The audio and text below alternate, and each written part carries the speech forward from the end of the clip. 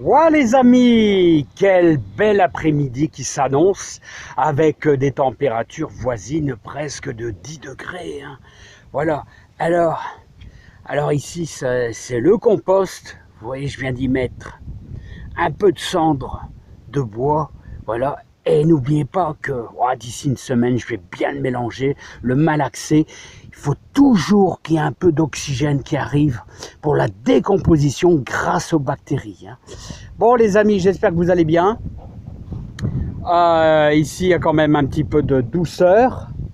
Voilà, donc comme je vous disais, ici tout va bien, ça va. Hein, on va faire... j'ai été chercher mes pommes de terre précoces et je vais vous dire un peu ce que j'ai pris.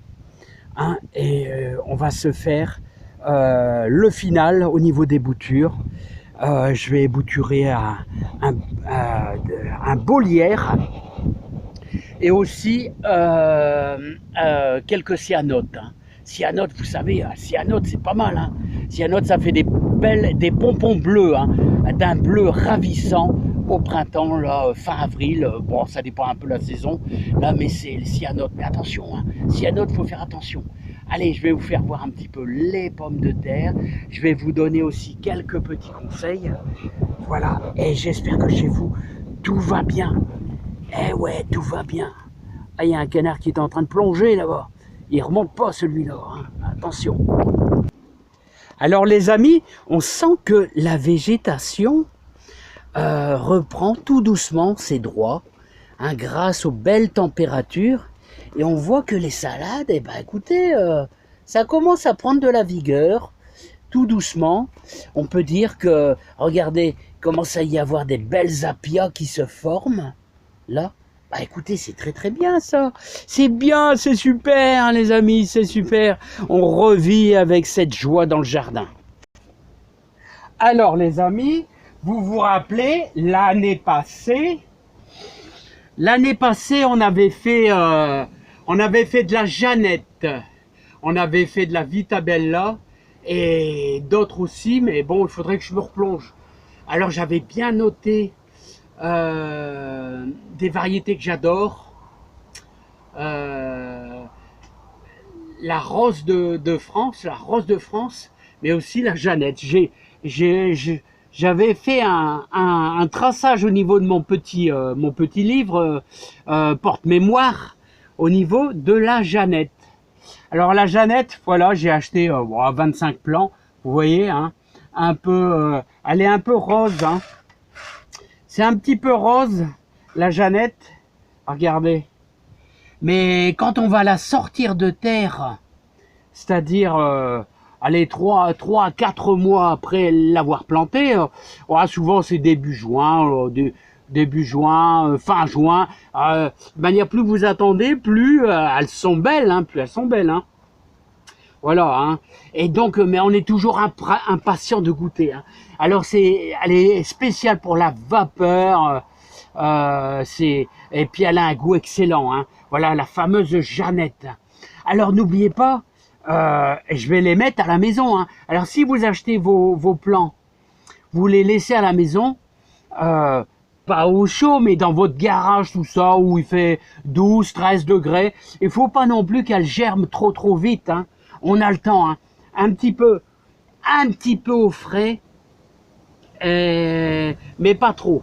Voilà. Allez, 7-8 degrés, c'est bien. Parce que bon, n'oubliez pas que plus ça germe vite, plus ça va venir vite dans votre serre. Hein. Attention, là, ce sont des pommes de terre précoces, très précoces, pour mettre en serre. Hein. Donc, début mars... Moi, j'attends début mars.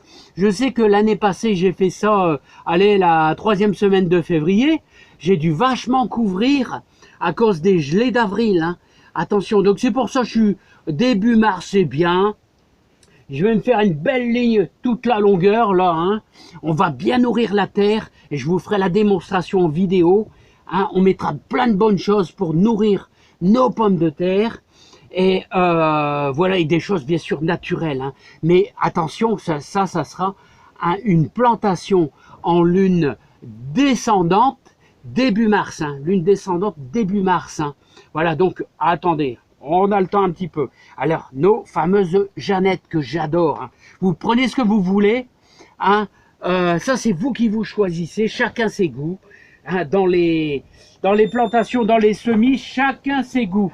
Bon, alors, les amis, regardez les beaux lierres que j'ai.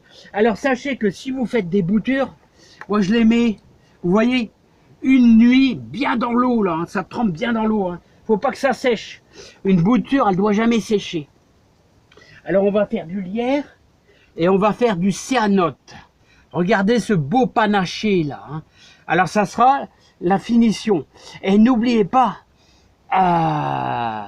demain, je vous ferai voir un petit peu ce qui se passe avec le café et les radis. Hein. On fera la vidéo, je vous ferai voir ce qui se passe. Est-ce que c'est réussi ou pas? Voilà, on a fait un semis de radis dans du marc de café. Allez, mais ça c'est demain. Allez les amis. Alors on va attaquer notre lierre. Alors notre lierre, alors ça adore la terre bien calcaire de chez nous, là, de la bonne terre bien calcaire de chez nous. Alors comment je fais? Regardez, moi je prends des petits pots et je les mets en biais comme ça. Vous les écrasez comme ça. Vous pouvez prendre des petits pots enfin des pots plus grands. Hein. Voilà. Alors moi je vais l'écraser comme ça. Et en général j'en mets 3. Alors j'en mets 3, 1, 2 et un troisième. Voilà, celui-là il a été doublé. C'est pas grave, c'est du lierre, c'est du costaud le lierre. Le lierre, vous arrivez à le bouturer facilement. Alors c'est déjà de la belle bouture, hein. C'est de la belle bouture. Et ce qu'on va faire, vous voyez, c'est que vous le maintenez. Et là, on va faire notre fameux pralinage. Alors là, c'est vraiment de la terre de jardin parce que le lierre, vous voyez le lierre, lui, il demande qu'une seule chose, c'est la terre bien de chez nous, là, du Pas-de-Calais, terre bien calcaire. Voilà, je vais pouvoir retirer ma main. Et vous tassez bien, vous voyez, regardez comment elle est belle. Alors une bouture de lierre, ce qu'il lui faut, c'est beaucoup d'humidité, voilà, comme ça, pour lui donner vraiment un bon coup de main. Voilà, c'est toujours le même principe les boutures, hein. C'est qu'il faut y aller, hein. Il faut y aller vraiment, hein. Et je vais en faire plusieurs, parce que regardez, j'ai un stock de lierre à faire, panaché. Et on va se faire un plaisir de se faire des beaux panaches. Voilà. Maintenant, je vais vous faire voir un petit peu les céanotes. Alors là, les céanotes, on va passer sur autre chose, les céanotes. Les céanotes, vous savez, s'il y a une chose qu'ils aiment, vous avez vu la différence de terre. Alors là, ça c'est important. Hein. C'est très important, les amis. La différence de terre. Regardez. Ça, c'est important. Parce que regardez la différence de terre.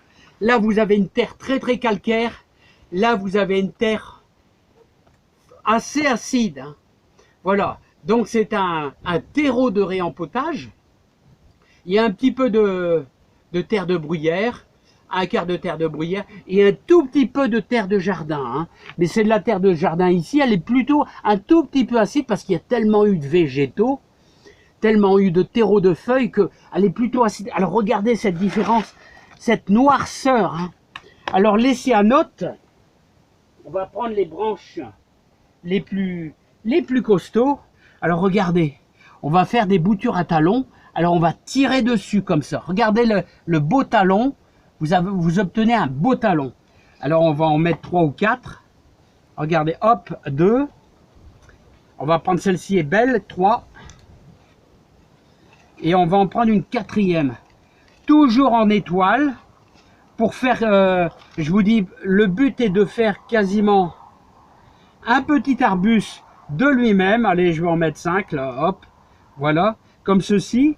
Mais sachez que le pied carrément, alors c'est une branche bien sûr, ce sont des branches, les boutures, vous prenez toujours les branches verdâtres, hein, pas les branches qui seront transformées en bois, mais les branches verdâtres, c'est-à-dire le bout des branches. Hein.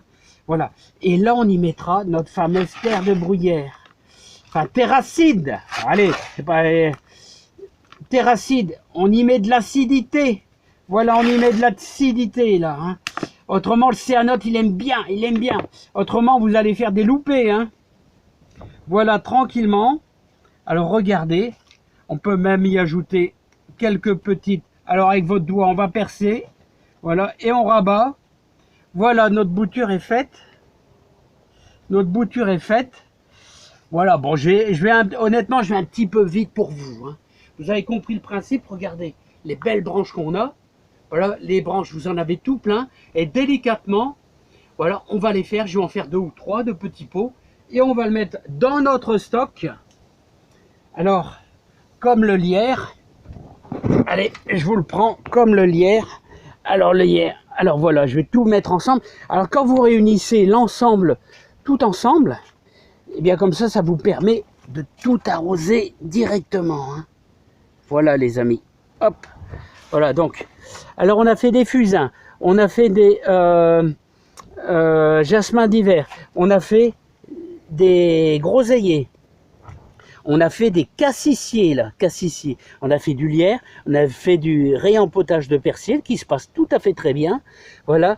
Et des fusains. Voilà. Et on a fait un semis de persil à la maison. Et dès que ça a pointé son nez, ben on a tout mis dans la serre. Autrement, ça va filer. Tandis que là, ça y est, ils filent plus. Ils ont de la lumière, ça ne file plus. Allez, les amis, je vous dis à bientôt. Hein, et je vous embrasse bien fort.